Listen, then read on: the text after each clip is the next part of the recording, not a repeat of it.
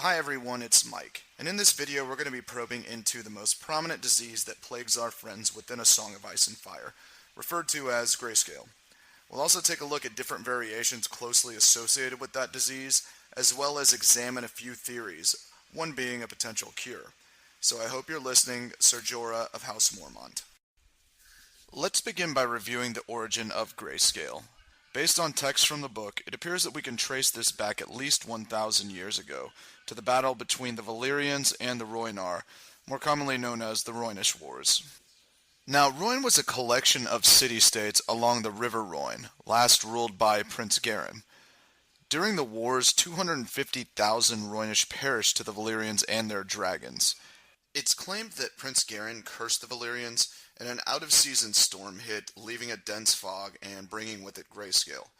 Now, legend has it that Garin is actually the mysterious figure known as the Shrouded Lord in the books, bestowing a kiss to spread grayscale. There's also a very similar version of that story that involves a pale white lady that is strikingly familiar when you're talking about the Night's King's Tale as well.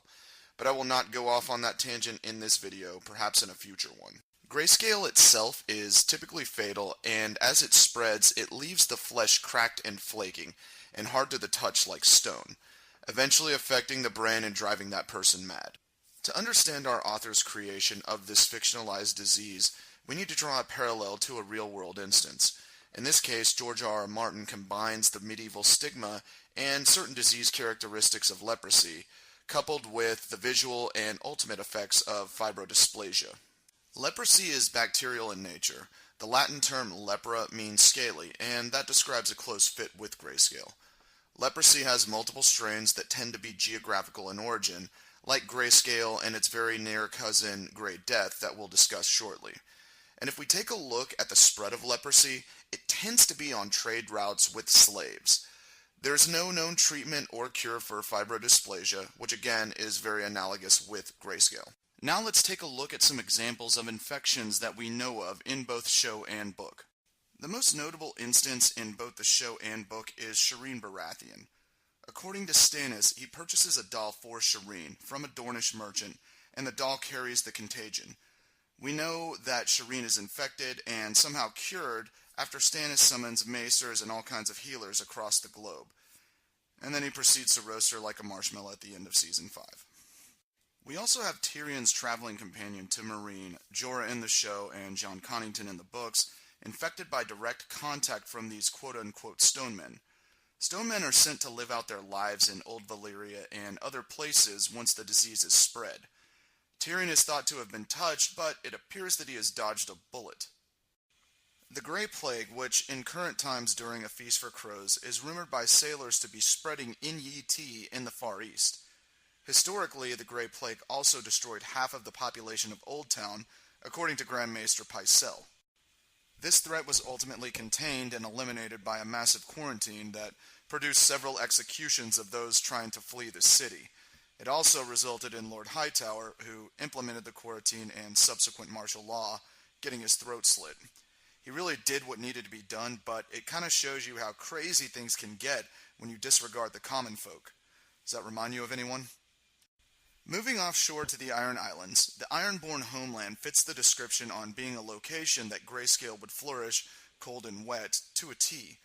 Reddit user Hamfast42 posits that the Iron Islands could have actually been a leper colony at one point.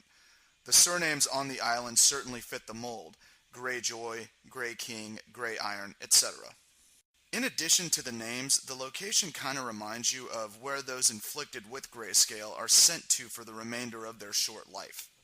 Now that we've covered a few instances where grayscale and Grey Death appear, let's look at an alleged immunity.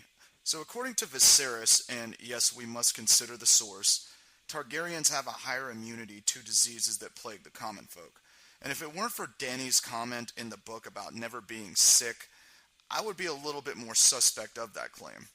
But it appears to have some credence, so we'll examine that a little bit closer in a second. After processing the information we've reviewed thus far, we can assume that grayscale probably is a waterborne disease that can also spread via touch, and outbreaks typically occur in cold, damp climates. Based on our modern understanding of bacterial infections in cold, damp climates, we know that they thrive due to cooler temps lowering our body temperature, and thus our immune systems in the process. It appears that this would be the case in this scenario.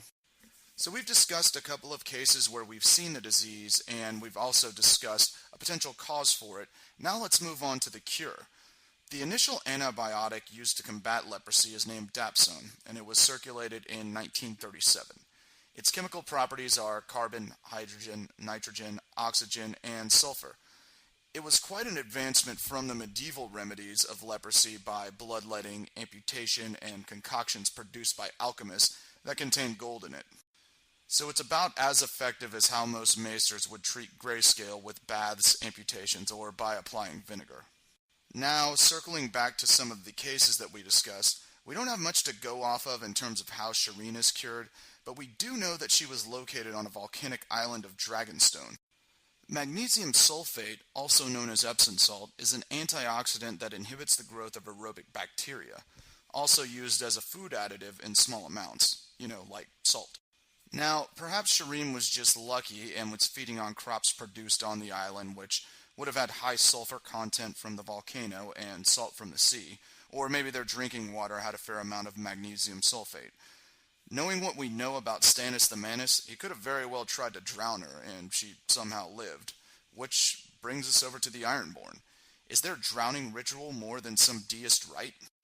Does this indicate that they have built some Wolverine-like immunity where all survivors are immune to all types and worse diseases at this point? I think we can confirm that the Drowned God exists and he created and cures this disease. But not really. How about Tyrion? Did he actually escape being touched by a stone man? I personally don't think so, but for the sake of this discussion, let's assume that a stone man reached out and was able to grab him. To rationalize his immunity, we can take the easy way out and say that A plus J equals T, referring to the fact that the Mad King Aerys is possibly his father, making him a Targaryen who allegedly are immune to such diseases like grayscale.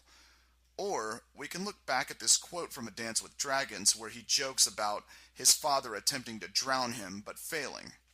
So did Tywin actually throw him down a well? And somehow Tyrion managed to survive that whole ordeal? I mean, Tyrion is like a cockroach. He seems like he is just impossible to kill.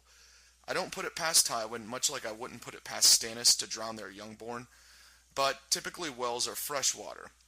However, in this instance, we need to remember that Lannisport is located on the sea, and Casterly Rock is filled with gold mines. Sulfur is important in the formation of gold mines, where this likely would have taken place, so in theory, the water content could have been the same as the one that the Ironborn ingest during their ritual. Dragonglass, also known as obsidian, will likely be a key weapon in the War for the Dawn.